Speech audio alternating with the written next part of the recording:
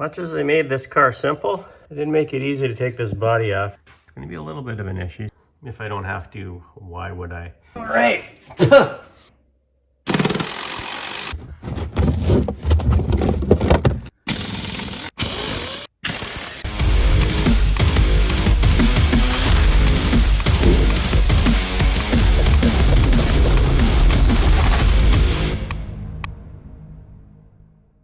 Welcome, and thanks for spending some time with me today. In this episode, we're going to continue on with getting the prep done for removing the body off this 1989 Lotus Esprit Turbo. What I got left is a lot of the rear stuff. I got the front stuff done, I think pretty much. Got the AC pump removal. I've got some various electrical tie-ins to do and some stuff around the engine. And obviously I've got the bolts themselves to get undone that secure the body to the chassis, and we'll go through that in this video. Now before I begin with the content and get to it, I do want to put a shout out to the Lotus community out there.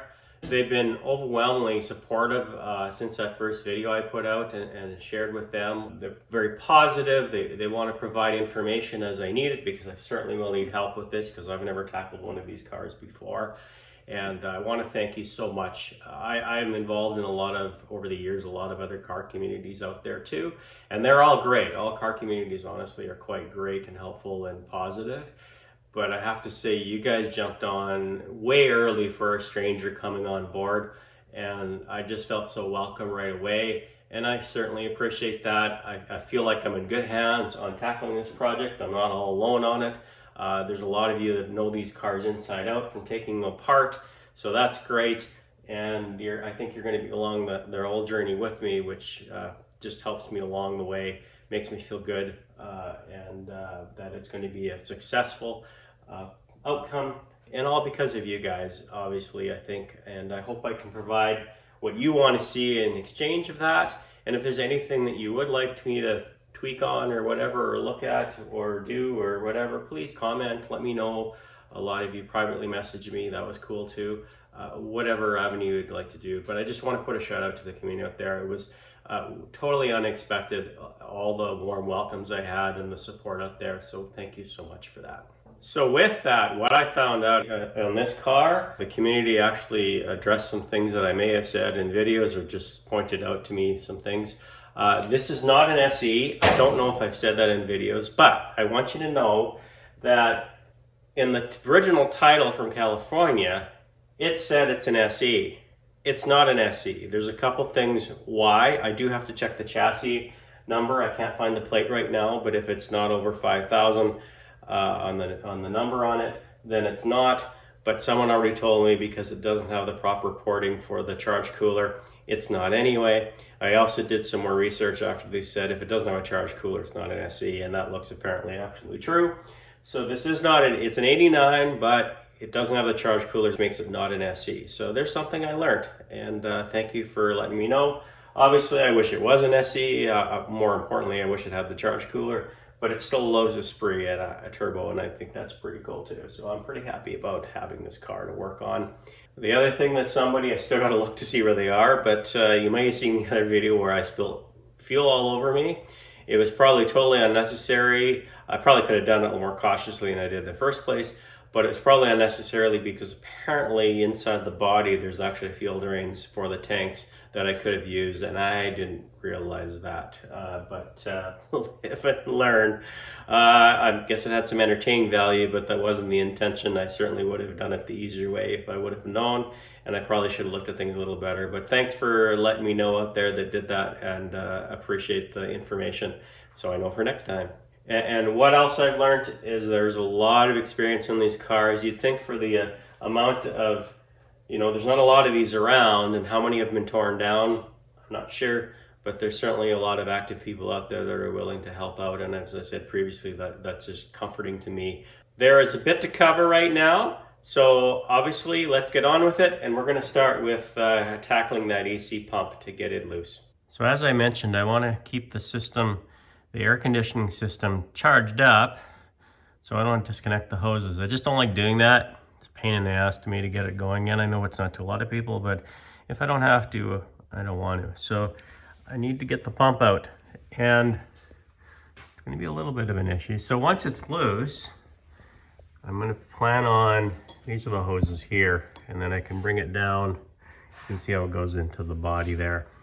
And then I can just rest it right down in here, or tie it up, I guess, when I lift the body up, and then I don't have to worry about air conditioning, basically. I think it's already charged up. If it needs recharging, no big deal, but I just don't like oil running out and, I don't know, getting the oil mixture right and stuff I don't like dealing with. Again, a lot of people don't care, but if I don't have to, why would I?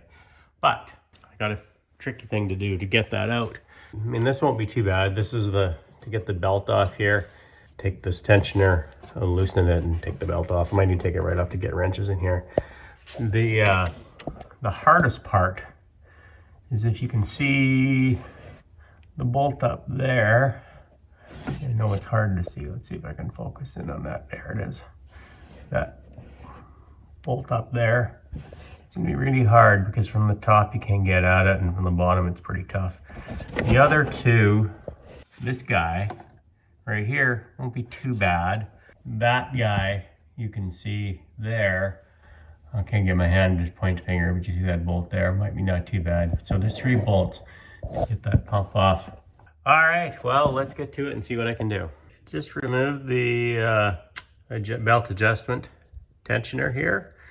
So that's out of the way. That gives me a lot of room here. Well, not a lot, but at least some room. I can get the belt out of the way. That bolt's gonna be no problem. Still don't know about the top one, and I think I can get a little better action. I know, I don't know. I'm gonna figure something out there. I'll get it. I got the 2 difficult bolts to get out here. There's the one gone, you can kind of see. This is the other one. Oh, they're gone. So I still gotta get that top one. I'm gonna try and get it from the top, and we'll see how I do. So there's the guy there. And I might be able to get a little bit if I work away at it here. I was looking at the wrong one. So this one that I showed you previously, which I didn't, I thought that was this one. That's gonna be a real, man. Okay, guess we'll try and get that one out. That's the last one, but that's gonna be tough. So that's what I'm up against. We'll get there. This is, I knew was gonna be a tough time. So I should tell you a little more why I don't want to empty the refrigerant, because it's got the old stuff in it and you can't get that anymore. So if I've got to do that, then I've got to do the actual adapter for it to put the new refrigerant in, and I don't want to do that. I'm going to try and use this setup on this nut here. With a little claw on it. Might work. If you can see what I'm doing here. You can see how I got it on there. It's going to take a while, but I can move it just a bit. And then I got to start over after that. Actually, I might go from the top. See what I can do there.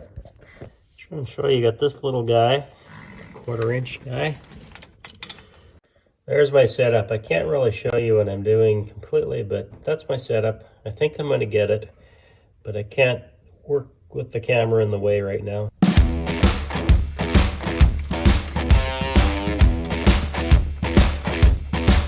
That's looking like success to me.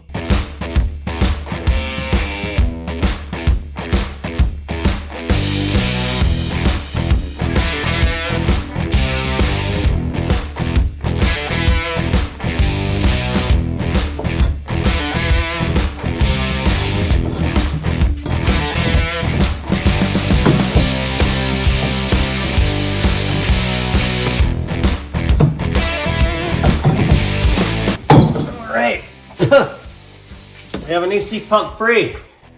That I can preserve the Freon. And of course, I'm assuming there's Freon left in it. We're gonna do the parking brake or emergency brake, depending what country you're from, what you call it.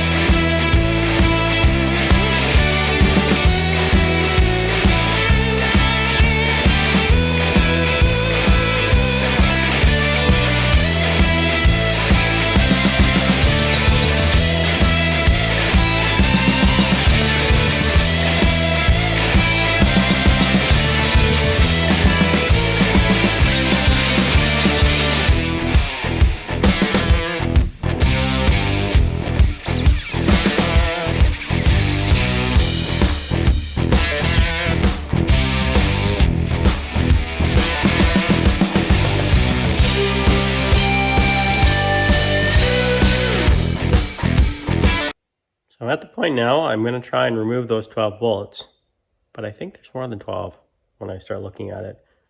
But let's start one by one. Go to the front, there's one, and one there. Let's see in there, right there. I'll leave myself working these, so I'm going to put a box and wrench on that, and then go underneath and see if I can turn it that way.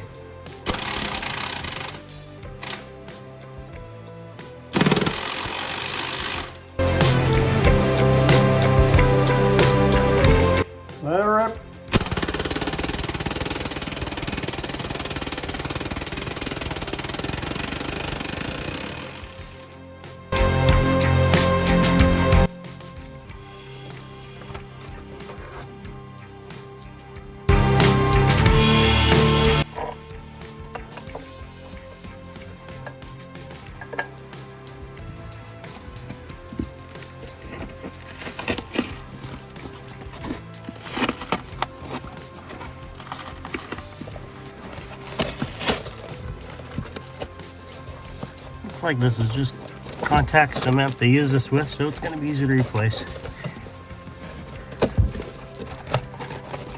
Ta-da! All right.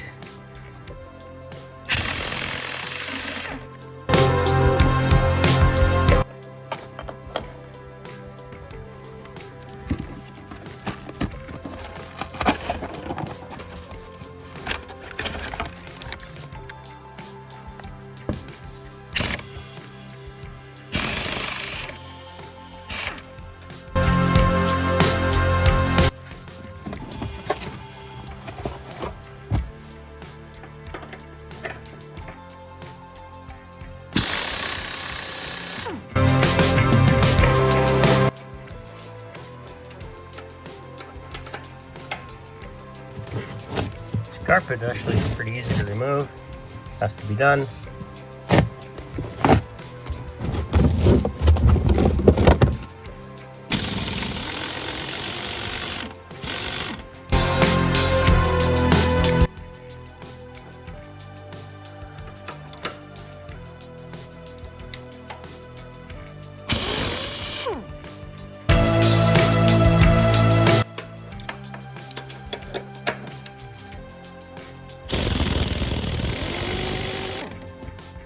So something that I have to do this by myself, which is a little more troublesome. I've got three things going. I'm trying to hold it on the one side. Obviously, I'm trying to run the impact, and I'm trying to manage the camera for you guys. So this is a little bit of work, but it's going to be worth it, I think, just to have this documented. Probably remember I said there was 12 bolts. There's more than 12 bolts, because you're counting these as one, even though there's two. Basically behind the seat here. There's over there and over here. So that means there's 14 bolts and nuts to take out right now.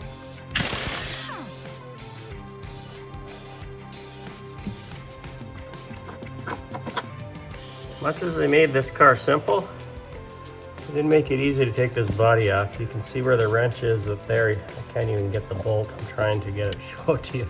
Just going very slow on this because that wrench is gonna slip off if I don't keep constant pressure and just take it easy, but it is turning, so that's a good thing. There we go. Constant pressure, because if I pull back on it, it's probably going to drop that wrench. It just fell down. Let's see. Perfect. We got her. These guys are a little easier to get to on this side, which is nice. Again, constant pressure.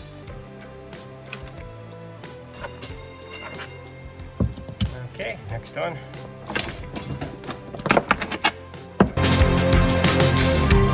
These chassis bolts in the back. I notice that's a 14mm head. That's a 17mm head.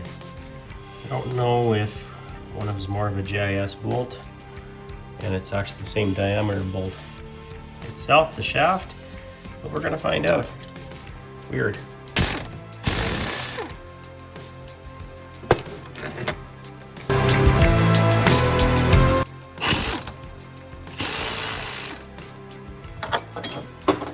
got the body, all the bolts out. It's kind of ready to lift, but I'm making a little bit of a jig. I'm going to show that to you later, how I'm going to raise this off.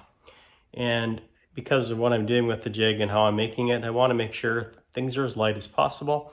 So I'm going to take a few things off. I'm going to take the rear, the engine door. I normally call it hatch. I don't know what you call that. I'll call it the back door or whatever. Back door? That didn't sound good. I'm going to take the doors off there. And I'm going to take the frunk hood, whatever you call it, top off too. So the lid, the bonnet, I don't know, whatever it's called, I'll take that off as well, just to lighten the load a little bit. Oh, and also the sunroof, not that it weighs a lot, but it all helps.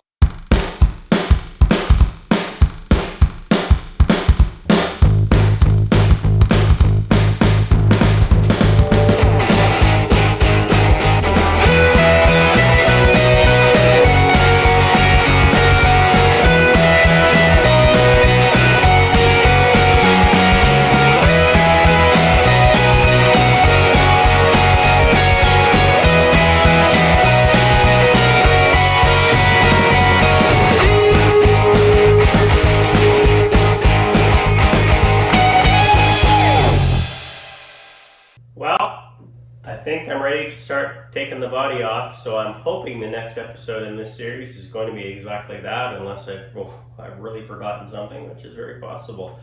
I have actually jacked up just with my lift jack, both to see if it will separate about an inch or so, and it does do that, so I'm pretty happy that it is separating.